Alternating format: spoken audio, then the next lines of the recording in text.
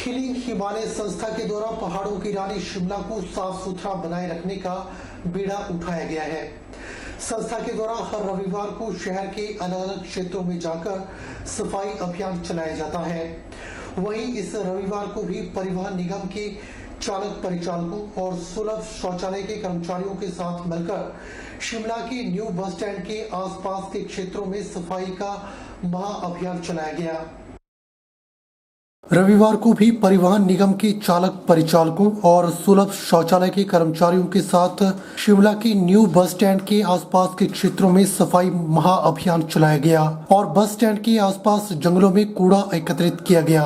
साथ ही चालक परिचालकों को सफाई को लेकर जागरूक भी किया गया। इसके अलावा बस स्टैंड में भी लोगों को सफाई बनाए रखने का आग्रह किया गया। हिलिंग हिमालय संस्था के संस्थापक प्रदीप सांगवान ने कहा कि संस्था धार्मिक स्थलों, पर्यटन स्थलों के अलावा सार्वजनिक स्थलों में साफ सफाई का काम पिछले 6 सालों से कर रही है। धार्मिक और पर्यटन स्थलों के आसपास काफी कूड़ा प्लास्टिक फैला होता है और उन क्षेत्रों में जाकर वहां के स्थानीय लोगों और संस्थाओं के साथ मिलकर अभियान चलाए जाते हैं। शिमला शहर में भी विभिन्न संस्थाओं और सरकारी कर्मचारियों के साथ मिलकर सफाई की जा रही है और आज परिवहन निगम के चालक परिचालकों और सुलभ के कर्मियों के साथ सफाई अभियान चलाया गया है और बस स्टैंड के आसपास जंगलों में कूड़ा प्लास्टिक को एकत्रित किया गया।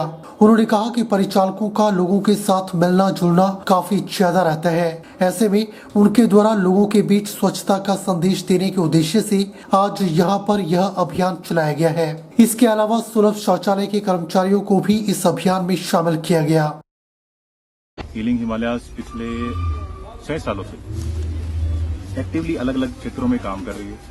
खास करके जो धार्मिक स्थल है जहाँ पे हमारी आस्था जुड़ी है, वहाँ पे बहुत सारा प्लास्टिक पॉल्यूशन भी हो रहा है और उनको निपटाने का कोई समाधान है नहीं उस ऑल्टीट्यूड पे। तो वो क्या ऑल्टरनेटिव्स हैं, उनके ऊपर हम काम करते हैं, कम्युनिटीज़ को एंगेज करते हैं, साफ सफाई में उनको बुलाते हैं।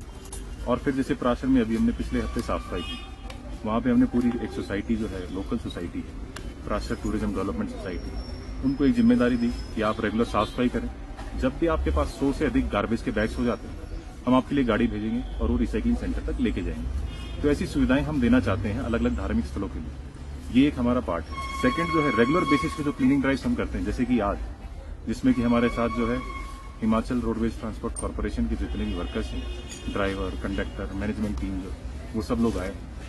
वो रेगुलर बेसिस पे कितने सारे लोगों के साथ इंटरेक्ट करते होंगे, आपने देखा ही होगा। डेली कम से कम वो 200-300 लोगों के साथ इंटरेक्ट करते हैं, एक बिहेवियर देखते हैं। और उस 200-300 लोगों में से कम 50 से 100 लोग ऐसे हैं जो कि लिटरिंग भी करते हैं, कूड़ा भी फेंकते हैं। अगर ये लोग आज पार्टिसिपेट करते हैं हमारे साथ और किया है, तो उससे एक मैसेज इनके दिमाग में जाएगी, पॉल्यूशन की प्रॉब्लम जो है, सॉलिड वेस्ट की जो प्रॉब्लम है और जो लिटरिंग, जो कूड़ा कचरा यहाँ वहाँ फेंकने की जो आदतें हैं, वो बहुत ज्यादा हैं और उसको कंट्रोल भी किया जाएगा। सोलन के बद्दी में स्थित मल्होत्रा अस्पताल को इस आयु वर्ग के लोगों को कोविड वैक्सीन लगाने की मंजूरी मिली है।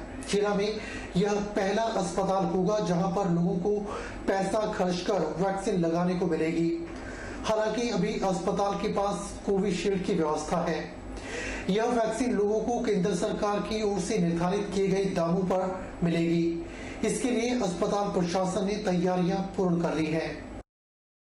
बद्दी स्थित मल्होत्रा अस्पताल ने इस आयु वर्ग के लोगों को कोविड वैक्सीन लगाने की मंजूरी मिली है। जिला में यह पहला अस्पताल होगा जहां पर लोगों को पैसा खर्च कर वैक्सीन लगाने को मिलेगी।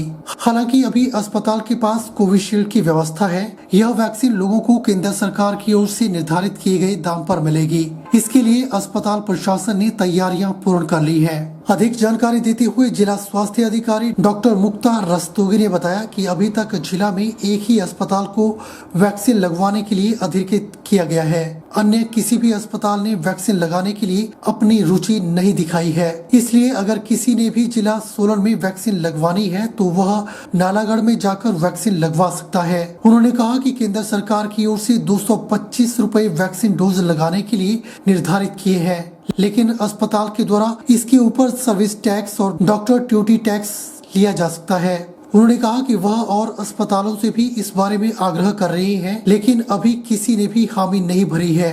उन्होंने कहा कि तीसरी डोज भी लगानी बेहद आवश्यक है, इसलिए डोज अवश्य लगाएं।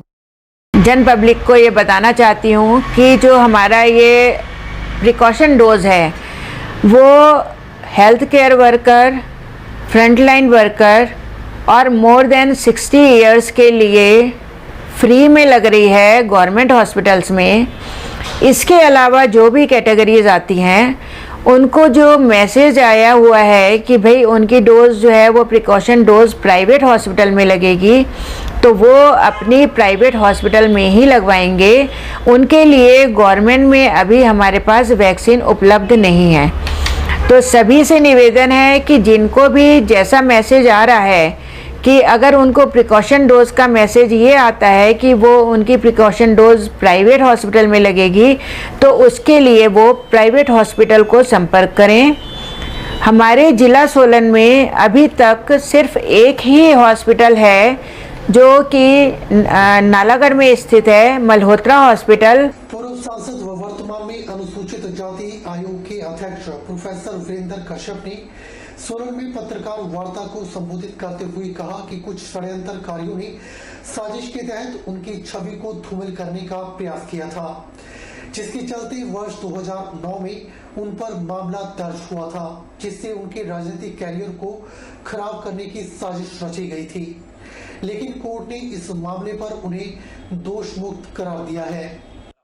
2009 में एक पॉलिटिकली मोटिवेटेड केस जो है मेरे अगेंस्ट जो है वो कोई मिसक्रिएंट्स द्वारा जो है वो बनाया गया था, और उसके तहत जो है कोशिश की गई थी कि मेरी जो पॉलिटिकल जो मेरा राजनीतिक जीवन है उसके ऊपर ब्लॉट लगाया जाए। इस तरह का वो षड्यंत्र रचा गया था।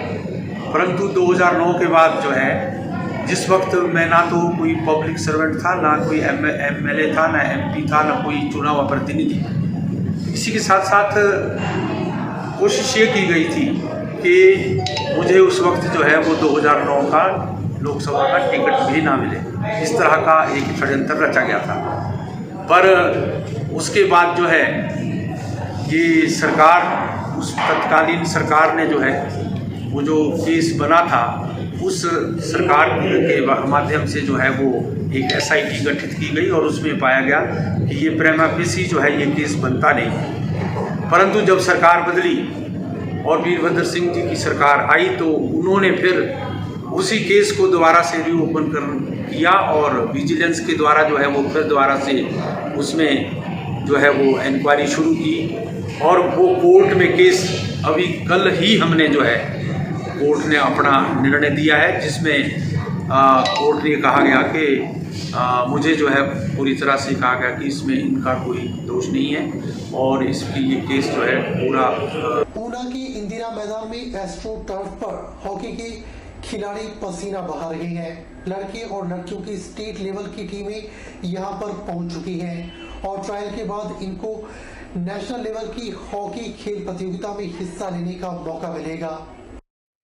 हिमाचल हॉकी के जनरल सेक्रेटरी और अन्य पदाधिकारी इस दौरान मौके पर मौजूद रहे। उन्होंने कहा कि लड़कों और लड़कियों की स्टेट लेवल की टीमें यहां पर ट्रायल के लिए पहुंची हैं। ट्रायल के बाद इनको नेशनल लेवल की खेल प्रतियोगिता में हिस्सा लेने का मौका मिलेगा। उन्होंने कहा कि हिमाचल प्रदेश में कोई हॉकी की एकेडमी नहीं है, इसलिए यहाँ के खिलाड़ियों में कमी जरूर देखने को मिलती है। अगर यहाँ पर कोई हॉकी खेल एकेडमी खुल जाए तो जाहिर सी बात है कि हॉकी के खेल में भारत गोल्ड मेडल ला सकता है। वहीं उन्होंने कहा कि कोई भी खिलाड़ी कहीं से भी खेल सकता है, इसके लिए कोई क्राइटेरिया नहीं है। ऊना के इंदिरा मैदान में पहुंचे खिलाड़ी खेल के दौरान खूब पसीना बहाते नजर आ रही हैं। हमारी 2 टीमों के ट्रायल रखे हमने। स्टेट टीम है, एक तो सीनियर गर्ल्स की है और दूसरी सब जूनियर बॉयज की है। दोनों टीमें नेशनल में पार्टिसिपेशन करने के लिए जा रही हैं। तो जो विमेन की टीम है वो 6 से 16 तक भोपाल में नेशनल चैंपियनशिप होगी, उसमें पार्टिसिपेट करेंगी, और 4 से 15 गोवा में सब जूनियर टीम पार्टिसिपेट करेंगी। तो इनके हमने सिलेक्शन ट्रायल रखे हुए हैं।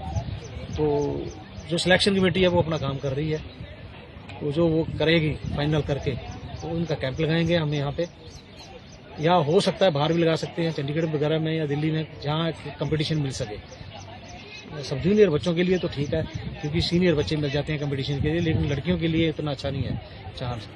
तो वो देखेंगे हम कि वहाँ पे कंपटीशन वगैरह या फैसिलिटी वगैरह ग्राउंड वगैरह अवेलेबल है तो हम करेंगे। नहीं, ये तो मैं नहीं कह सकता हूँ गोल्ड मेडल के लिए, क्योंकि गोल्ड मेडल अगर लेना है तो हिमाचल में देखो कोई एकेडमी नहीं है, और जितनी टीमें आती हैं वो सारा साल प्रैक्टिस करती हैं, कंपटीशन खेलती हैं, लड़ती हैं, ऑल इंडिया टूर्नामेंट खेलती हैं। तो हमारा वो है नहीं कल्चर यहाँ पे। थोड़ा हम कोशिश कर रहे हैं, क्योंकि हमारे पीछे एक लड़की ने इंडिया कैंप अटेंड किया और एक लड़के ने इंडिया कैंप अटेंड किया, तो वो हमारी अचीवमेंट है। उससे पहले सब जूनियर लड़कियों ने नेशनल जीती थी, तो वो चांस है, हम होप कर सकते हैं कि जैसे अभी ओलंपिक में हमारी लड़कों ने ब्रॉन्ज मेडल जीता, लड़कियां सेमीफाइनल खेली, तो होप है काम हमारा करना जो है वो हमारा उद्देश्य है। मंडी जिला के जोगिंदरनगर में शॉर्ट सर्किट से लड़भड़ोल क्षेत्र में 100 मेगावाट उग्र तृतीय वन विद्युत परियोजना के शेड में अचानक आग भड़क जाने से एक बड़ा हादसा होने से डर गया। आग की चपेट में परियोजना का स्विचयार्ड, पावर हाउस, यहां तक कि परियोजना के क्वार्टर भी आग की चपेट में आ गए थे। करीब 2 घंटे की कड़ी मशक्कत के बाद आग पर काबू पाया जा सका। आज के इस अंक में फिलहाल इतना ही। अब मुझे दीजिए इजाजत और आप बने ही HP 24/7 के साथ। नमस्कार।